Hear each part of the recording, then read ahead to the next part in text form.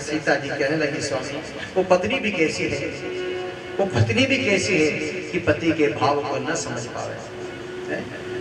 और नारी का धर्म होता क्या है, एक बात का ध्यान देना, नारी वही है जो पति के सुख में सुख और पति के दुख में दुख ढल ले, उसी को नारी कहते हैं। घर को घर नहीं, घर की स्त्री को घर कहते हैं।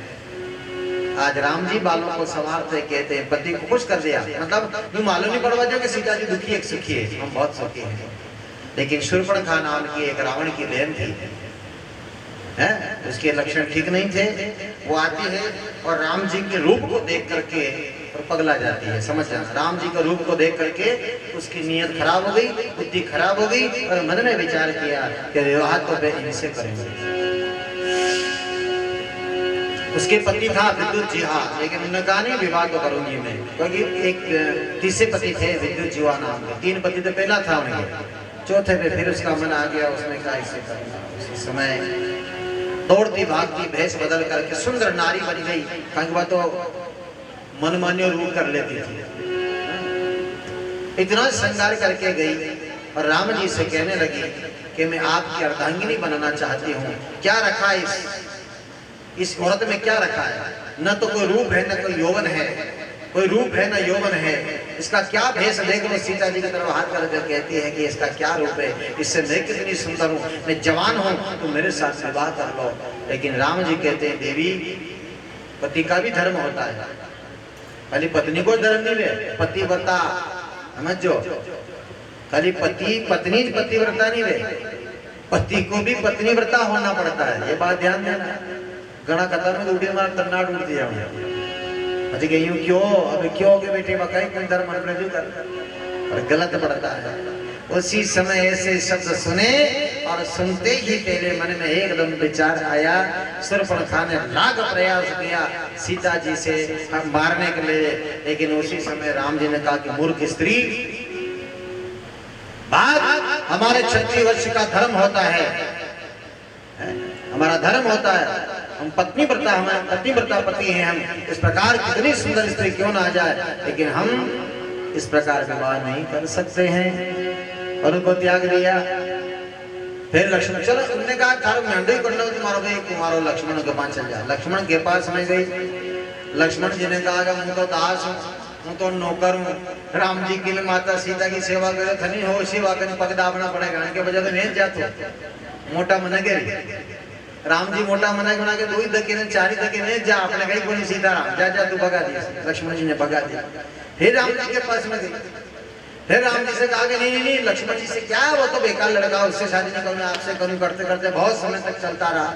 2-3 बार इधर से उधर गई, तब लक्ष्मण जी को क्रोध आया। लक्ष्मण जी ने कहा कि मूर्ख स्त्री,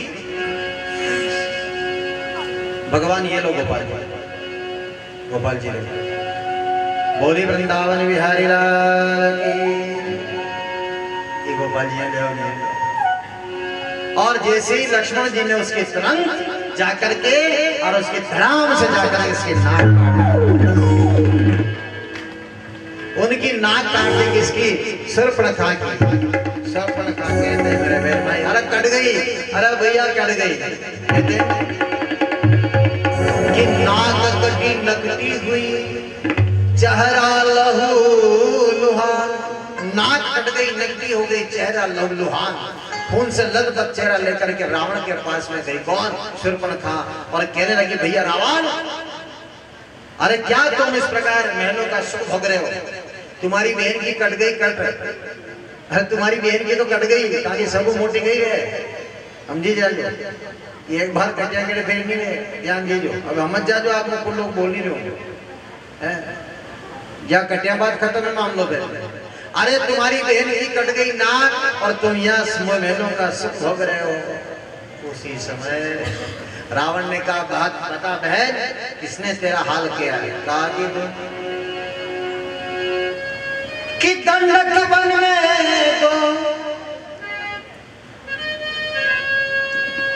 दो तपस्वी दोनों आए हैं, अरे दोनों भाइयों ने मेरा ये हाल किया बेहाल हो।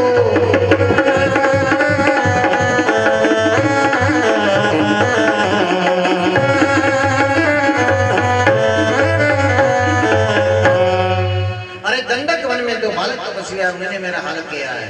रावण ने कहा बहन मैं स्वयं जाता हूं, क्या तूने खरदूषण को नहीं बताया? शूर्पणखा ने कहा शब्द पहला वहां की पहला वहां की, रावण तो पते की बाद में की। तेरे दंडक वन में तो मेरे दोनों भाई हैं, खर और दूषण नाम के वीर योद्धा है। शूर्पणखा ने क्या वनापा की थी शब्द पहला गाय पहला भी थी। फिर क्या हुआ? रावण ने कहा फिर क्या हुआ? ये तो ही तो, अरे कुछ तो बोल। क्या हुआ कि दोनों तपस्वियों ने उन दो ही भाइयों को मार दिया।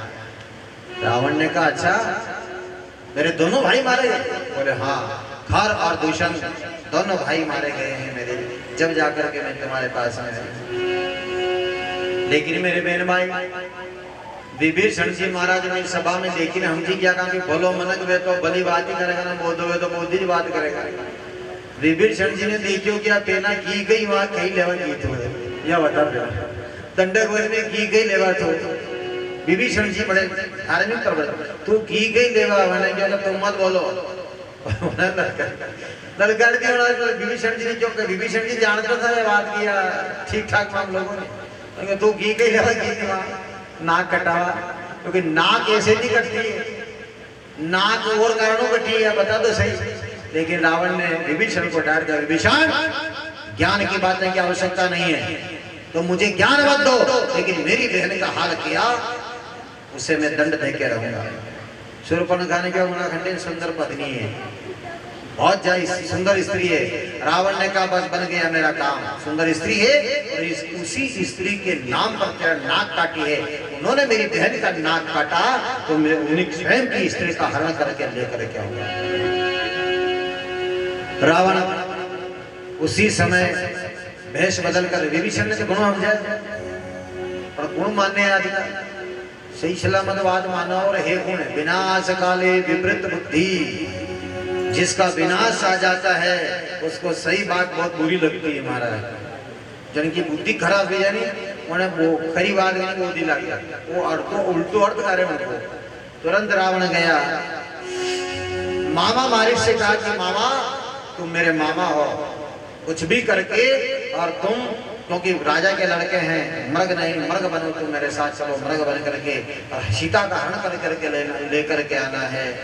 मामा नटी के मामा ने आंखा बंद करी बना, क्योंकि मालूम है दादा मैंने पहला नहीं हूँ, एक बार मुँह ताड़का खंडे था नहीं उन्हें क्यों मामा मारिच ने कि जब मुँह ताड़का खंडे थो एक बार यदि मारे एक बिना फर को बाण मारे तो जैसे समुद्र के किनारे नहीं पड़े, अभी नहीं हो। जैसे मामा मारिच ने मना किया और रावण ने तलवार निकाल करके कहा कि मूर्ख मैं तुझे स्वयं मार दूंगा, तुम माया में शक्ति जानते हो, तुम माया का मृग बनना पड़ेगा। मामा मारिच ने विचार कर पापेड़ा के हाथ मरवा के बजाय तो अपने राम जी के हाथ मरा ठीक है? अरे यो मुंह अगर नहीं चालूंगा ये पापे मुझे मार देगा और जाऊंगा तो राम के हाथों मेरा मरना निश्चित है, मारो मरनो निश्चित है। पर मामा मारिच ने विचार किया पापेड़ा खाते मरवा दी तो ठीक है, सदगति तो प्राप्त होगी।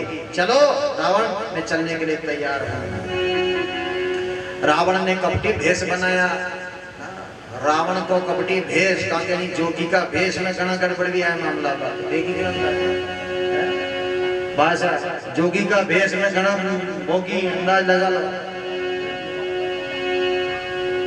जोगी बनकर के स्वयं रावण आज भेष बदल लिया और बाबा जी बनकर के और स्वयं चले आए पंचवटी पर और तुरंत उसी समय मामा मारिच जो था मृग बन गया, मृग के हिरण ने सोना को मृग बन गए और तुरंत जैसे आसन के सामने नाचने लगा पंचवटी के वहां पर। उस समय सीता जी ने कहा कि स्वामी ये मृग कितना अच्छा है, पैरों में सोने के घुंघरू बंधे हुए हैं, मृग छाला बहुत सुंदर है, जाओ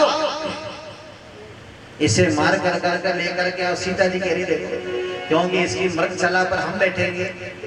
राम जी ने बहुत समझाया अपनी पत्नी को कि देवी हूं ले जंगल है, ज्यादा मोहित वेणु भी ठीक हो, अपना अपना कानून कायदा में हो तो बढ़िया लगे है को नहीं ज्यादा भी नहीं चलना हो हमें नहीं यहाँ ठीक है। आपने 14 साल को वनवास भले आप डंगुर हो यहाँ मल चला कोनी, लेकिन नारी जात उन्होंने कहा कि नहीं मुँह तो लूंगा, मुँह तो लूंगा।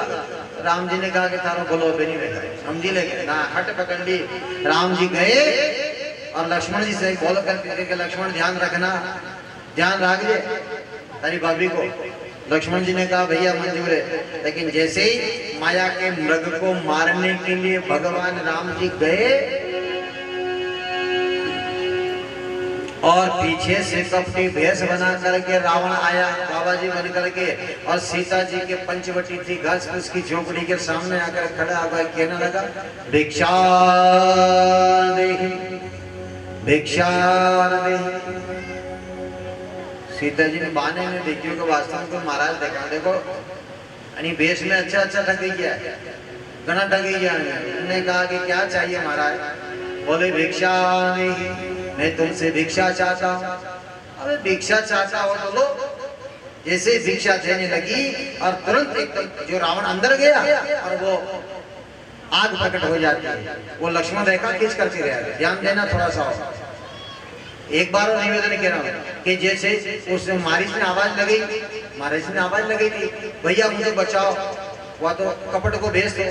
तो ये लक्ष्मण जी भी भाभी ने केवल लगा कि हमारा भाई संकट में मुँह जाऊंगा, तो लक्ष्मण जी चले गए। पर एक लक्ष्मण रेखा खींच करके गए थे कि भाभी ये जंगल है, इस लक्ष्मण रेखा के बाहर मत आना,